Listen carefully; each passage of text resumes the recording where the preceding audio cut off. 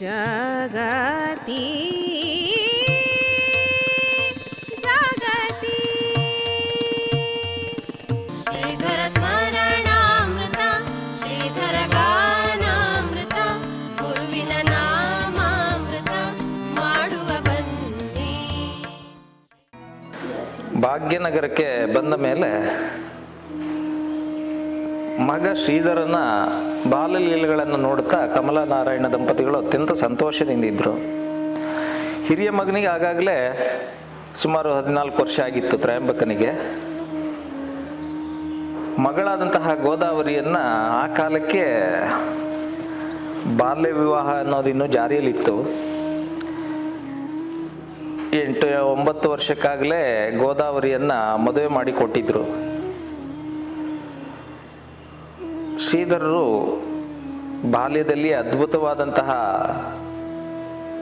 ಒಂದಷ್ಟು ಜ್ಞಾನವನ್ನು ತೋರ್ಪಡಿಸ್ತಾ ಇದ್ರು. ಮಾತೆ ಕಮಲಾಬಾಯಿಯವರು ಮಗನನ್ನ ಪ್ರೀತಿಯಿಂದ ರಾಜ ಅಂತಲೇ ಕರೀತಾ ಇದ್ರು. ಆದರೆ ಇಷ್ಟನ್ನೆಲ್ಲ ಅನುಭವಿಸ್ಲಿಕ್ಕೆ ನನಗೆ ಕೆಲವು ಸಂದರ್ಭದಲ್ಲಿ ಬೇಸರ ಆಗೋದು ಅಂದರೆ, ಈ ಸಂತೋಷವನ್ನು ಹಲವು ದಿವಸ ಅನುಭವಿಸಲಿಕ್ಕೆ ನಾರಾಯಣರಾಯರು ಅವರಿಗೆ ಯೋಗ ಇರಲಿಲ್ಲ ಅಂತ ಅನಿಸ್ತದೆ. ಶ್ರೀಧರರಿಗೆ 3 ವರ್ಷ ತುಂಬುವ ಪೂರ್ವದಲ್ಲಿಯೇ ನಾರಾಯಣರಾಯರು ಇಹಲೋಕದ ಯಾತ್ರೆಯನ್ನು ಮುಗಿಸಿಬಿಡ್ತಾರೆ. ನೆನಪಾಗುವುದು ಮಹಾಭಾರತದಲ್ಲಿ ಕುಂತಿ ಆಡಿದಂತಹ ಒಂದು ಮಾತು.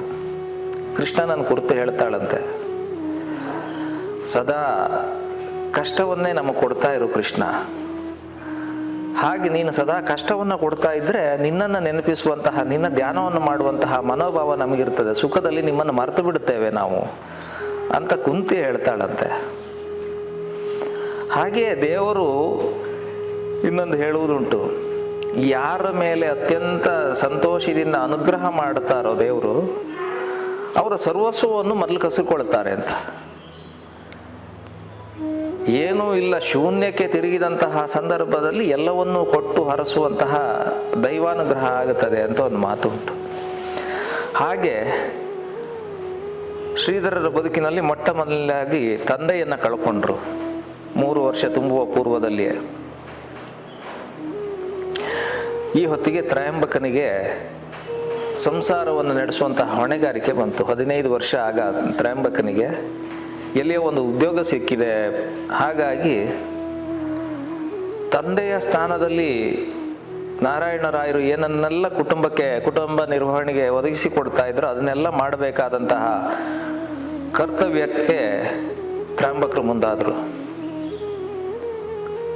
ಮತ್ತೆ ಬದುಕಿನಲ್ಲಿ ಹೇಗಾಗಿತ್ತು ಅಂದರೆ, ಅಷ್ಟೊತ್ತಿಗಾಗಲೇ ಭಾಗ್ಯನಗರದ ಮನೆಯಲ್ಲಿ 2 ಬಾರಿ ಕಳ್ಳತನ ಆಗಿತ್ತು. ಹಾಗಾಗಿ ಹಿಂದಿನ ಒಂದಷ್ಟು ಸಂಪತ್ತುಗಳು, ಆಭರಣಗಳು ಅದನ್ನೆಲ್ಲ ಕಳ್ಕೊಂಡಿದ್ರು. ಬಹಳ ಏನೂ ಇರಲಿಲ್ಲ ಜೀವನಕ್ಕೆ. ಹಾಗೆ ತ್ರಯಂಬಕ